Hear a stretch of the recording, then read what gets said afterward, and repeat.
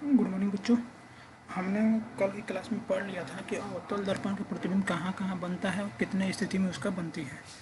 तो हम एक बार उसको फिर से देख कर और आगे हम लोग पढ़ेंगे चिन्ह परिपाटी। तो देखो, सबसे पहले हम लोग क्या पढ़ेंगे। हमने कल आप लोगों को पढ़ा दिया था कि मान लो कोई अवतल दर्पण है। कौन सा दर्पण है? अवतल दर्पण। मान लो ये अवतल दर्पण है, तो यह अवतल दर्पण का मान लो मध्य बिंदु हो गया। यहाँ पर तुम्हारा एफ हो गया, ठीक है। ये क्या बन गया? मान लो ये एफ हो गया। फिर यहाँ पर तुम्हारा सी हो गया, या मान लो अनंत हो गया, ठीक है। तो वस्तु को हम कौन जगह रखेंगे? 6 जगह। अवतल दर्पण कौन जगह? 1 जगह, 2 जगह, 3 जगह, 4 जगह, 5 जगह और 6 जगह। मैंने वस्तु को हम कौन जगह रखेंगे? कितनी जगह रखेंगे? 6 जगह। तो वही जगह देखो यहाँ पे, 1 जगह, 2 जगह, 3 जगह, 4 जगह, 5 जगह और 6 जगह हो गया। 6 जगह, 6 जगह तो वस्तु को रख लिए हम।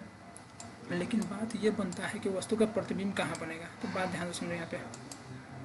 अब देखो यहाँ पे हमेशा जोड़ कितना आना चाहिए? वस्तु के प्रतिबिंब और प्रतिबिंब के हमेशा जोड़ आना चाहिए, उनको 6। तो मान लो वस्तु को हम 1 पे रखें, तो 1 पे कितना जोड़ेंगे? 6 आ जाएगा। तो 1 में तुम बोलेगा 5 जोड़ेंगे, 6 आ जाएगा। तो 5, तो 5 क्या है? फोकस। तब अनंत पे रहेगा तो कहाँ बनेगा? फोकस पर। 2 क्या है? सी से परे, सी से परे आ गया। मैंने जब वस्तु को हम यहाँ 2 पे रखेंगे तो प्रतिबिंब कहाँ बनेगा? 4 पे। सी और एफ के बीच में आ गया। इधर सी और एफ के बीच में, एफ और सी के बीच में आ गया। उस तरह सी पर रखेंगे तो कहाँ बनेगा? सी पर। 3 पर, 3 में कितना जोड़ेंगे? 6 आ जाएगा। 3 में 3 जोड़ेंगे 6 आ जाएगा। कहाँ बनेगा? सी पर। आ समझ में? तो ऐसे ये बनता है। अब नेक्स्ट देखते हैं हम लोग कि चिन्ह परिपाटी में ये बनेगा कैसे, कैसे ये होता है। चलो ध्यान देखो यहाँ पे।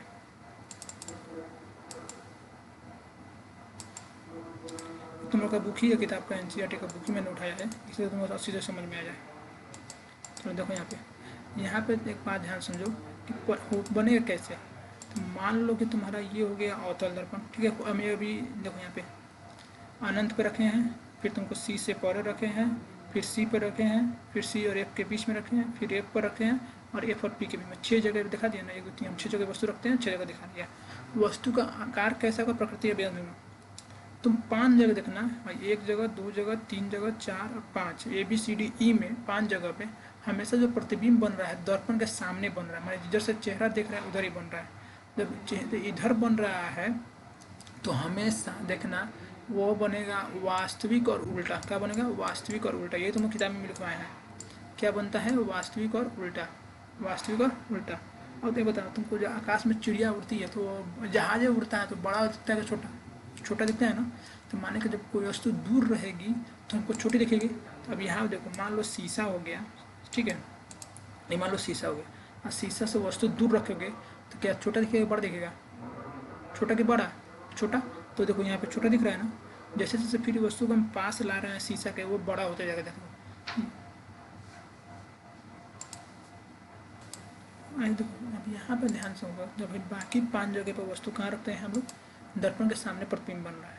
तो दर्पण का जब सामने बन रहा है तो हमारा वास्तविक और उल्टा बनेगा। देखो यहाँ पे ये ऊपर है, देखो इसमें से हम एक ऐसा फिगर लेते हैं जब तुम आसानी से समझ लो। तो हम लोग ये फिगर लेते हैं, ठीक है। अब यहाँ देखो, मान लो कि ये सी से परे है, सी से बाहर वस्तु रखे हैं, तो ए ऊपर है, बी नीचे है। लेकिन जब ये उसको प्रतिबिंब बन रहा है, देखो बी ऊपर आ गया, ए नीचे चला गया। माने जो है ये है मूड़ी जो है वो कैसी बन गया? पहले नीचे हो गया, गोर क्या ऊपर हो गया, तो उल्टा बन रहा है ना। तो जब जब दर्पण के सामने बनेगा तो वहाँ का उल्टा प्रतिबिंब बनेगा और वास्तविक होगा, ठीक है। वास्तविक और उल्टा होगा। ये बस एक याद रखना। जब छठा स्थिति रहता है, जब ए और पी की रखते हैं तो उसका हम लोग काल्पनिक बने बनता है। वस्तु को सीधा बन रहा है। यहाँ पे ए ऊपर है तो यहाँ भी ए ऊपर आ गया, बी नीचे तो बी नीचे आ गया, तो ये काल्पनिक बन गया। ये तुम्हारा हो गया अवतल दर्पण का। कौन सा दर्पण का? अवतल दर्पण का। अब देखते हैं हम उत्तल दर्पण में कैसे बनेगा। देखो यहाँ पे उत्तल दर्पण में, तो उत्तल दर्पण में मात्र वस्तु को हम लोग 2 जगह रखते हैं। कितना जगह? 2 जगह। तुम लोग सर 2 जगह क्यों रखते हैं? तो बात ध्यान समझो। उत्तल दर्पण में क्योंकि मान लो कि इधर रख दिए हम, इधर से हम पेंट कर लिए, मान लो इधर से पेंट कर लिए, तो हमारा तो केंद्र यहाँ पे हो गया, सी यहाँ पे आ जाएगा, एफ यहाँ पे आ जाएगा, यहाँ पे तुम्हारा पी हो जाएगा, पी हो जाएगा ना यहाँ पे। और जब मान लो तो वस्तु यहाँ अनंत हो गया, तो वस्तु को जब तो तुम यहाँ पर रखोगे ना तो यहाँ पर रखोगे। तो यही आता है कि तुम लोग अनंत पर रखो, नहीं तो अनंत और एक पी के बीच में रखो। तो वही दिया है कि जब उत्तल दर्पण में वस्तु को अनंत पर रखते हैं या अनंत तथा पी के बीच में रखते हैं। तो तुम देखो अनंत पे रखेंगे तो तुम्हारा प्रतिबिंब कहाँ बनेगा, एफ पे। अनंत पे रखेंगे तो वही है, एक पे रखेंगे तो 5 पे बनता है ना, तो एक पे रखेंगे तो 5 पे बनेगा तुम्हारा। तो देखो ध्यान से, तुम पूछ रहे हो उत्तर लंब में वस्तु को कहा दूर रखते हैं, तो बता दिया ना कि आखिर तुमको स्थिति बनेगा ना, दर्पण में तुम्हारा पिक्चर बनेगा अनंत पर रखोगे तो हमेशा जब बनेगा तो तुम्हारा प्रतिबिंब कहाँ बनेगा, आगे बनेगा। कहाँ बनेगा, आगे, दर्पण के आगे। दर्पण के आगे मतलब होता है दर्पण के जैसे पेंट किया रहता है उधर, उधर जब बनता है तो हमेशा आभासी बनेगा और सीधा। आभासी बोलो या काल्पनिक बोलो, दोनों की है। और हमेशा छोटा प्रतिबिंब बनेगा। क्या बनेगा, छोटा बनेगा। तुमसे क्वेश्चन ये पूछेगा एग्जाम में कि तुम्हारा बताओ हमको ऐसा कौन सा दर्पण है जो बड़ा प्रतिबिंब बनाता है, तो हमेशा अवतल दर्पण मानना होगा। अवतल दर्पण बड़ा प्रतिबिंब बन रहा है, जितना वस्तु को पास लगा उतना तो बड़ा बड़ा बनता जा रहा है, तो हमेशा अवतल दर्पण में तुम्हारा कैसा प्रतिबिंब बनता है, बड़ा प्रतिबिंब बनता है। उत्तल दर्पण में छोटा प्रतिबिंब बनता है, ऐसा मतलब छोटा प्रतिबिंब बनता है, और समतल में बराबर बनता है। आ गया। जैसे मान लो यहाँ पर दिया गया है कि मान लो वस्तु को हमें दो जगह रखें, कहाँ रखें, एक मान लो अनंत पर रखें, तो अनंत पर रखें, देखो यहाँ से अनंत पर रख रहे हैं तो समानांतर आने वाली कितनी फोकस से मिलकर फोकस होते जाना, छोटा बिंदु बन रहा है, छोटा वस्तु तो अत्यधिक छोटा ये बिंदु का साइज करना है। लेकिन वही जब वस्तु को हम पी के बाहर रख दिए, पी के बाहर यहाँ पर रख दिए वस्तु को, यहाँ पर रखें तो मान लो यहाँ पे क्या हो रहा है, एक के और पी के बीच में बन रहा है ना, एक और पी के बीच में, तो कितना है, ये भी छोटा बन रहा है। लेकिन सीधा बनने को उल्टा, तो सीधा देखो तीर भी ऊपर है, तीर का है ऊपर है, देखा जाए तुमको किताब इसलिए बोलते हैं ना, एनसीईआरटी पढ़ा करो।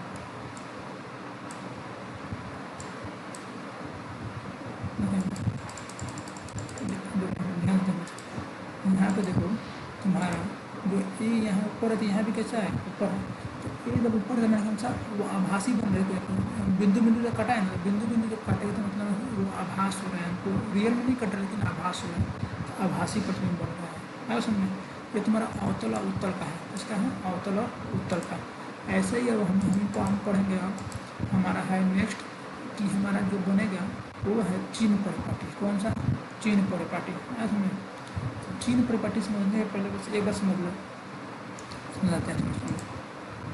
मान लो चिन्ह परिपाटी पढ़ना है हमको, तो एक दो बातें समझना है। मान लो कि ये संख्या रेखा पर दूसरा लेते हैं, मान लो ये संख्या रेखा हो गया। समझ, हमको से बीच में कुछ ही होता है। मान लो संख्या बताया था ना, एक मैथ में पढ़ेगा तुम लोग चतुर्थांश, तो मान लो तुम्हारा x होता है और ये x डैश होता है ना, ये क्या होता है y और ये y डैश। हम तुमसे पूछे ये कितना होता है पॉजिटिव, ये का होता है ना 1 2 3 4 5, ये क्या होता है -1, ये होता है 1 2, मैंने इस सब कुछ होता है लोग प्लस में, कुछ होता है प्लस में, इस सब माइनस में, और कुछ होता है प्लस में माइनस में, बीच में कुछ होता है 0। इतना जिसको पता होगा उसको लिए चिन्ह परिपाटी कोई बड़ी बात नहीं है, चिन्ह परिपाटी उसको समझ में आ जाएगी। और समझ में बस इतना पता रहना चाहिए कि जिसके उधर प्लस होगा इधर का माइनस होगा, ऊपर प्लस होता है तो नीचे माइनस होता है। अब बात ध्यान से समझो, यहाँ पर इसको रफ करते हैं, इसको बता देते हैं, फिर चल देंगे किताब में। यहाँ पर देखो तुम लोग बात हमको समझाओ कि मान लो दर्पण, देखो यहाँ पर मान लो कि हमको पहले ना था दर्पण, ये मान लो अवतल दर्पण हो गया, ठीक है। और यहाँ क्या होता है P, क्या हो गया P, क्या हो गया तुम्हारा P, मान तुम्हारा P हो गया। अब उसमें क्या हो गया P। अब देखो यहाँ पे मान लो ये P हो गया, और ये भी हम मान लो संख्या का घीस दे रहे हैं, एक संख्या का यहाँ घीस दे रहे हैं, उसमें संख्या का हो गया। अब मान लो संख्या का इधर हो गया, ये मान लो एक ऊपर से मान लो घींचते हैं कुछ सीधा, यदि ये मान लो 0 हो गया, क्या हो गया 0। हमको बताओ इधर 0 का इधर क्या होता है पॉजिटिव, ऊपर क्या होता है पॉजिटिव, नीचे नेगेटिव, और ऊपर इधर भी नेगेटिव। इतना बस समझ में आ गया ना। अब हम तुमसे पूछे हैं ये बताओ कि जब वस्तु रखते हैं हमेशा दर्पण के इधर रखते हैं, दर्पण के इधर रखते हैं, हमें दर्पण जब वस्तु होता है वो हमेशा कुछ ही होगा, तुमको नेगेटिव होगा, वस्तु हमेशा नेगेटिव में रहेंगे, वस्तु हमेशा नेगेटिव। मान लो वस्तु का दूरी होगा u, वस्तु की दूरी को क्या बोलते हैं u, वस्तु की दूरी को u, प्रतिबिंब की दूरी को v। वस्तु की दूरी u, प्रतिबिंब की दूरी v। एक होता है फोकस दूरी, एक होता है वक्रता त्रिज्या, एक होता है वस्तु की हाइट, एक होता है प्रतिबिंब की हाइट। 6 वो चीज़ है जो याद रखना। अब देखो यहाँ से हम बात करेंगे अवतल दर्पण की, ठीक है। तुम्हारा पता है यहाँ पे क्या होता है, यहाँ पे होता है तुम्हारा एफ, यहाँ क्या होता है सी। हम तुमसे कुछ बात पूछते हैं वो बताना सब। हम तुमसे पूछे हैं कि जब वस्तु जब हम इधर रखेंगे कि इधर रखेंगे, वस्तु इधर रखेंगे ना, तो इधर रहेगा तो पॉजिटिव यू होगा, वस्तु की दूरी को पॉजिटिव नेगेटिव, नेगेटिव होगा नेगेटिव। चलो अब सीधा भी क्या होगा, मैंने प्रतिबिंब का अंदर बने कहाँ देखो तुमको पता है ना, ठीक है। वो जो है तुम्हारा अवतल दर्पण होता है, प्रतिबिंब तुम्हारा एक 5 जगह इधर बनता है लेकिन एक जगह तुम्हारा इधर बनता है, तो ये तुम्हारा पॉजिटिव भी हो जाएगा और नेगेटिव भी होगा, ये पॉजिटिव और नेगेटिव दोनों होगा। क्या समझे? अब देखो तुम्हारा पूछेगा फोकस दूरी में यहाँ से यहाँ तक तो दूरी जो होगा ये कैसी होगा, पॉजिटिव की नेगेटिव। तो बात सुनो, जीरो के इधर है ना, तो जीरो के इधर क्या होता है नेगेटिव पॉजिटिव, नेगेटिव तो ये नेगेटिव होगा। वक्रता त्रिज्या क्या होगा, यहाँ से यहाँ तक सी या आर बोलो इसको, आर बोलते हैं ना वक्रता त्रिज्या होगा आर। इतना क्या होगा, देखो जीरो के इधर तो क्या होगा नेगेटिव। ये किसके लिए अवतल दर्पण के बता रहे हैं, अवतल दर्पण के लिए आए मैंने। अब देखो वस्तु की ऊंचाई, अब तुम्हें बताओ कौन आदमी का हमेशा सीधा खड़ा रहेगा कि उल्टा खड़ा रहेगा, सीधा खड़ा होता है, तो सीधा खड़ा है ना, खड़ा हुआ यहाँ पे, तो यहाँ पे खड़ा हुआ था पॉजिटिव की नेगेटिव, यहाँ सामने खड़ा हुआ पॉजिटिव नहीं पॉजिटिव। लेकिन जब अवतल दर्पण जो प्रतिबिंब बनता है कैसा बनता है, पॉजिटिव बनता है नेगेटिव, यानी अवतल दर्पण में तुम्हारा पॉजिटिव भी बनता है और नेगेटिव भी बनता है। इतना बात समझ में आ गया? ये तुम्हारा हो गया अवतल दर्पण का, किसका अवतल दर्पण का। अभी हम लोग देखते हैं उत्तल दर्पण का, इसको मिटा देते हैं फिर इसके लिए उत्तल दर्पण लगाते हैं।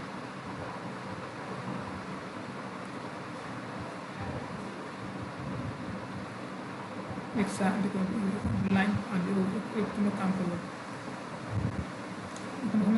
अब तुम लोग एक लाइन पार ना, समझा? जैसे मान लो एक लाइन पारते हैं, एक बक्सा बनाया यहाँ पे तुम्हारा मानो पहले यू, ठीक है, उसके बाद वी, फिर तुम्हारा आर, फिर तुम्हारा एफ, फिर तुम्हारा एच, फिर तुम्हारा एच डैश, 6 चीज़ हो गया लाइन पर। यहाँ लिखो अवतल, या अवतल,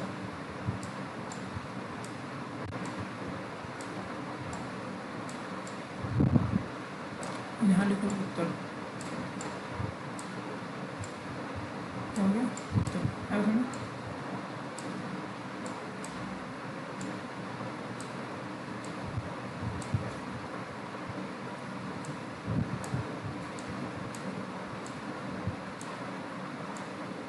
अच्छी हो गया। अब तो बताते हैं दोनों में तो अपना भाई यू है, हाँ सब गलती मत करना सब, ये यू है, क्या चीज़ है यू, यू में यू, इसको भी मत समझना, ये यू है, यू मतलब होता है वस्तु की दूरी, यू माने वस्तु की दूरी, भी माने प्रतिबिंब की दूरी, आर माने वक्रता त्रिज्या, एफ माने फोकस दूरी, एच माने वस्तु की ऊंचाई, एफ एच डैश माने तुम्हारा प्रतिबिंब की ऊंचाई, किसका प्रतिबिंब की ऊंचाई। अब तुमसे बोले हैं अवतल दर्पण में यू, तो देखो अवतल दर्पण है उत्तल दर्पण दोनों देखो बता देते हैं। तो तुम्हारा मान लो अवतल दर्पण हो गया, ये तुम्हारा उत्तल दर्पण हो गया, जिसका तुम्हारा सी या एफ इधर होता है, तो तुम्हारा एफ हो गया, जैसे बना रहे हैं ऐसे किताब में बना रहना चाहिए। एफ हो गया, इधर तुम्हारा ये तुम्हारा एफ हो गया, ये तुम्हारा सी हो गया। ऐसा मतलब हम तुम्हें पूछ रहे हैं अवतल दर्पण या उत्तल दर्पण है, वस्तु कहाँ रहता है, हमेशा दर्पण इधर रहता है, इधर रहता है। मान लो जीरो हो गया, क्या हो गया जीरो, ये भी क्या हो गया, मान लो ये भी जीरो हो गया, जीरो, 1 रुपये इधर दे देते हैं यहाँ से बारह से। अवतल दर्पण ये मान लो ये अवतल हो गया, क्या हो गया अवतल, यह उत्तल, आधा लिखे तो वस्तु हमेशा इधर रखेंगे, इधर रखेंगे, तो इधर जीरो के इधर क्या होता है, जीरो के जब इस साइड क्या होता है, जीरो के इधर क्या होता है नेगेटिव, तो हमेशा क्या होगा नेगेटिव। अब समझो प्रतिबिंब की दूरी, कभी प्रतिबिंब तुम्हारा इधर ही बन सकता है, इधर ही बनता है, इधर ही बनता है, तो हमेशा अवतल दर्पण में पॉजिटिव बनेगा और नेगेटिव दोनों हो सकता है, 5 जगह तुम्हारा नेगेटिव बनेगा, 1 जगह पॉजिटिव बनेगा। इसको उल्टा लिखने में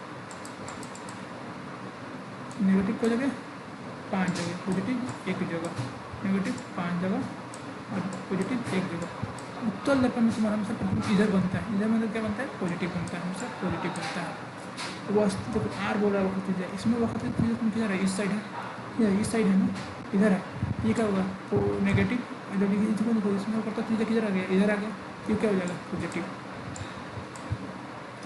इसमें देखो एफ का मान, एफ किधर है, इस साइड है, एफ जब इधर क्या होता है नेगेटिव, तो क्या होगा नेगेटिव, एफ इधर उधर तो क्या होगा नेगेटिव। वस्तु की ऊंचाई, वस्तु हमेशा तुम्हारा सीधा रखोगे ना, ऐसे रखो, खड़ा कर रखोगे तो खड़ा रहेगा तो सीधा जाएगा, सीधा जाएगा क्या होगा पॉजिटिव। हमेशा वस्तु की जो ऊंचाई होगा हमेशा पॉजिटिव होगा, क्या होगा पॉजिटिव होगा। उसके बाद प्रतिबिंब, तो प्रतिबिंब हमेशा मतलब तुम्हारा इधर ही बनता है, कभी कभी कभी कभी इधर भी बनता है, खड़ा सीधा ही बनता है, उल्टा ही बनता है।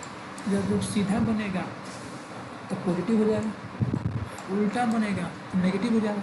तो माने 5 जगह नेगेटिव है, एक जगह पॉजिटिव, किस में अवतल में। इस चीज प्रॉपर्टी किसको अब तक समझ नहीं आया है, नहीं होगा तो वीडियो और देखना सब तुमको समझ में आ जाएगा, ठीक है।